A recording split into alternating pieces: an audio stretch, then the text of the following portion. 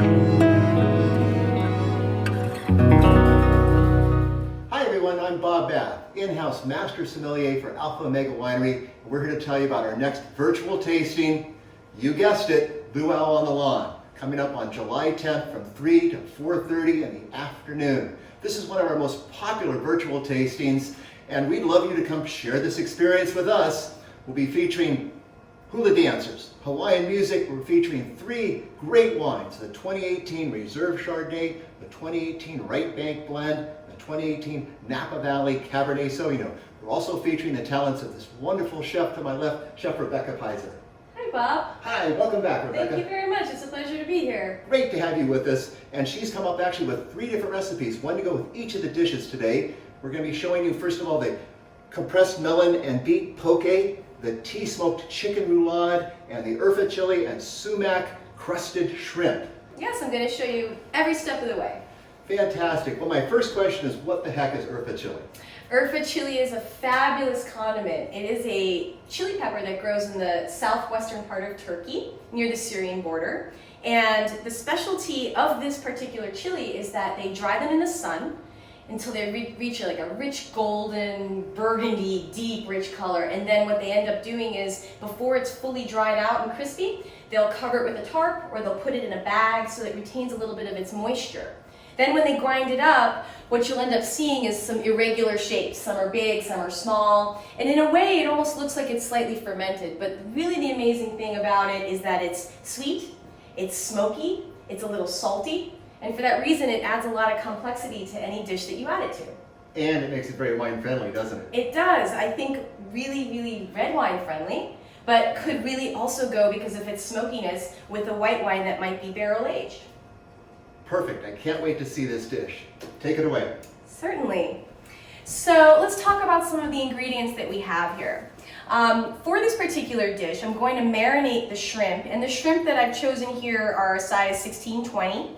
They have been cleaned, and so if you buy them pre-cleaned, that's wonderful, but what's really important here is after you take the shell off, that you do remove the intestinal tract on the inside over here. And so we've got the shrimp, they're already cleaned, and you could use any type of shrimp that you like, or any size as well.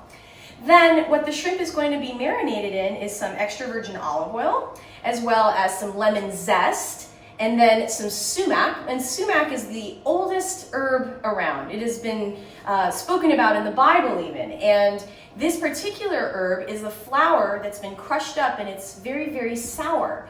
And so we've got the lemon flavor from the zest, but the acidity from the sumac. And then we have this Urfa chili, and if you take a look at it, you can see how dark burgundy color it is, and all the different shapes and sizes that you have there.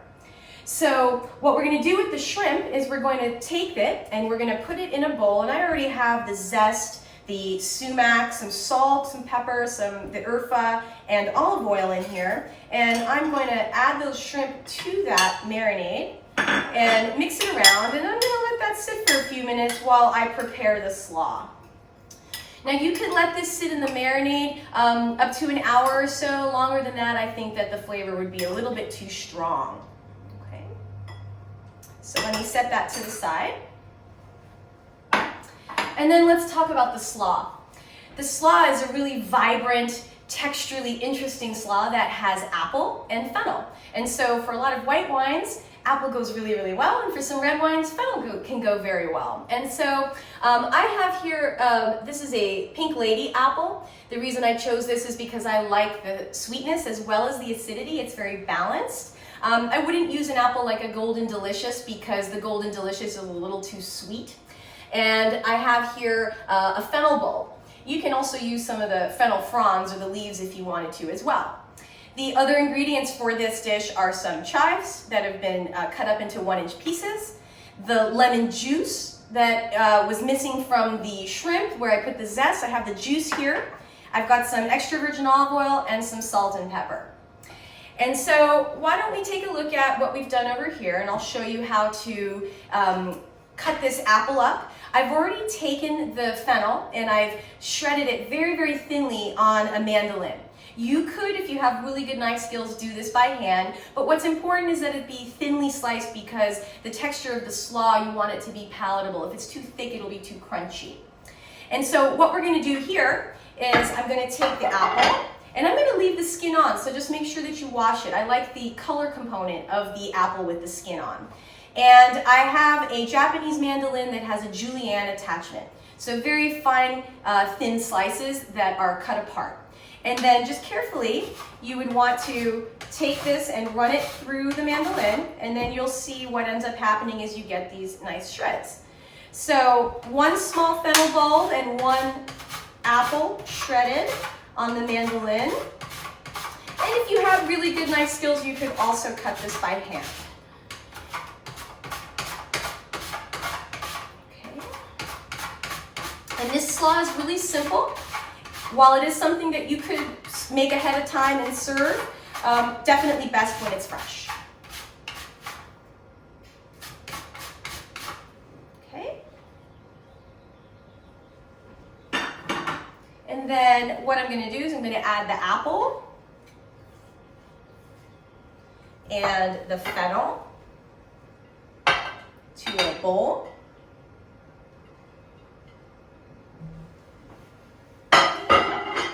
I'm going to add salt and pepper, my chive pieces, these are called pecans, my olive oil,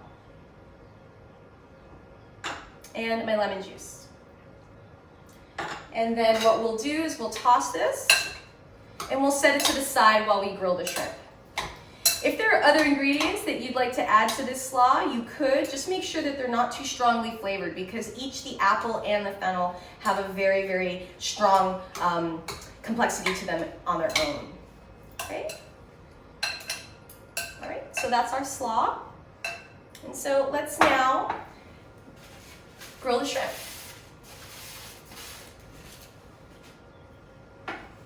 All right. So I'm going to take the shrimp, and you'll see here that they are really nicely coated with the oil, with all of the spices and the seasoning. And make sure that your grill is preheated and ready to go.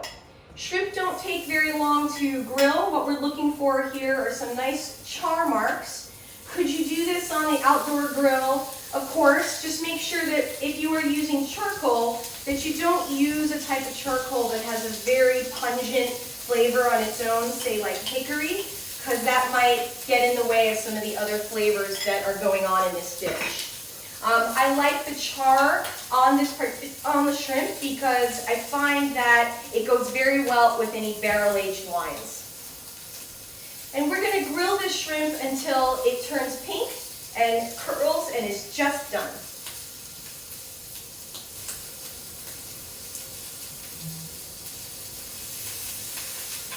And if you like to make some nice char marks, you can turn the shrimp 45 to 60 degrees.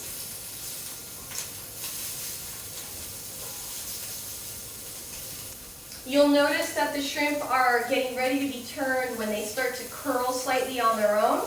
And you also might see that some of the color changes from translucent to opaque, so it's not so see-through anymore. Now we're going to turn these over.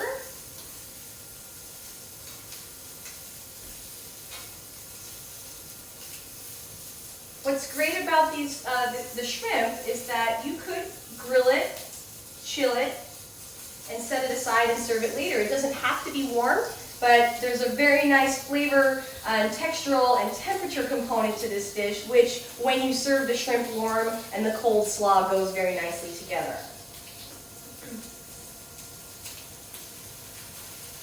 Careful not to overcook the shrimp. If they're just a little bit underdone on the inside when you take them off, there will be a little bit of what we call carryover cooking. They'll continue to cook just a little bit longer, and they'll be perfect when they go to the plate. So you can see here that the shrimp is starting to open up on the inside there. They're just about ready to go. And of course, the size of the shrimp that you choose will determine how long on the grill it will take. These particular 16-20 shrimp, about 2-3 minutes maximum. So I'm going to take the shrimp and I'm going to put them on the plate. You'll notice that they have just a little bit of translucency left. They're going to continue to carry over cook on the plate while we get ready to put it on our platter.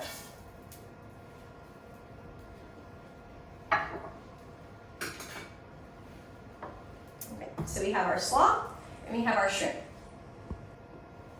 Now I'm going to put this on the plate. So we have these other components over here that this particular shrimp dish will go very nicely with. So I'm going to take a little bit of our chilled slaw with the apple and the fennel and the chive and the lemon. And then I'm going to take 3 of these beautiful shrimp. Of course, more if there's smaller shrimp or less if it's larger shrimp. That looks like a nice one. And there you have it. Maybe we should talk a little bit about some of the other dishes that this one goes with, Bob. Well, we definitely should, Rebecca, but first of all, that dish looks absolutely fabulous, and it smells so wonderful in here right now. I'm so excited about that. And I think what we have here, obviously, we've put down a little presentation on this plate here with the 4 different compartments. This would be a perfect dish to do in maybe some type of bento box. So again, you've got different ways you can serve this, but I love the portions. And you're right, let's talk a little bit about the other recipes just real quick. I know on the compressed melon and the beet poke, first of all, this is a vegetarian, if not vegan dish, right? It is vegan. Yeah, that's fantastic. Now, compressed melon, real quick. Sure. So if you take a look at the melon here, I have a green cantaloupe here. Melons are very watery, but they have a really awesome floral, fragrant flavor to them. And so what we want to do is capture that and maybe get rid of a little bit of the water and give it a little bit more of our traditional fish poke texture. And so what I've done is I've sliced after peeling the melon. I've sliced it into 1-inch pieces, and then I put it into a food saver or cryovac bag, and I vacuum sealed it. And what that does is it takes away a lot of the water and compresses the texture so that you have a little bit more of a bite to it. And so that is going with a roasted beet that's been diced up as well. And you could, of course, here I've used a golden beet, but you could, of course, use a candy stripe or Chioggia beet. If you wanted it to look like tuna, you could use a red beet, but I might shy away from that because then you wouldn't see the color of the melon. I agree completely. And now with the chicken roulade, I know that's tea smoked. I know a lot of us haven't done smoking. What's the secret to that? Sure. So tea smoking is really interesting. This is a great technique that comes from China. And what the ingredients are rice, black tea leaves, some brown sugar, and then some spices. The particular spices in this blend are orange peel, cinnamon, clove, and of course you could put anything else in there that you like. And what I did is I put it in the bottom of a cast iron pan with a piece of foil, and then I just turned that flame up really, really high. And the moment that it started to smoke, I put a grate over the top and I put the chicken that was already cooked on top of that, and then I turned the flame off and I covered it. And so since the chicken was already cooked, it got a cold smoke flavor to it without overcooking the chicken. Now, how long do I smoke it for then? Just for a couple minutes, or? I left it for about 5 to 10 minutes Okay. because it was so close to the source of the smoke. If it was further away, I'd leave it longer. Okay, fantastic. Well, again, we've got 3 great dishes here, and you probably could mix and match. You know, we've done specific pairings, but I'm kind of thinking these could go with any of these wines. It's just a wonderful kind of pairing opportunity here. Thank you so much, Rebecca. You're so welcome. It's my pleasure. I think we need to toast here. And remember, this is July 10th from 3 to 4:30 in the afternoon. Luau on the lawn. Be a wonderful afternoon. And don't forget also that these recipes are available to you on our website, aolwinery.com. Cheers. Cheers. Cheers, everyone.